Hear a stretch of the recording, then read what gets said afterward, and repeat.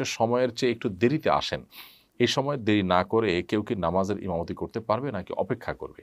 ইমাম তিনি যদি মাঝে মধ্যে বা হঠাৎ এরকম করেন যে তার একটু দেরি হচ্ছে, তাহলে সেক্ষেত্রে ইমামের জন্য অপেক্ষা করাটাই হলো সুন্নাহ।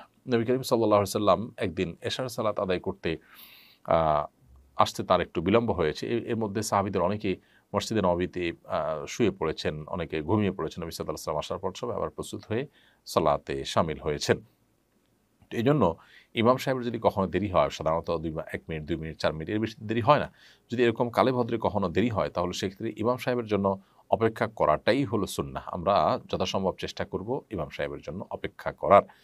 আর যদি প্রায় এরকম করেন, তাহলে সেক্ষেত্রে ইমাম সাহেবকে সতর্ক করা যেতে পারে, সাবধান করা যেতে পারে। ইমাম সাহেবকে আ বলা যেতে পারে যে এটি মুসল্লিদের কষ্টের কারণ হয়।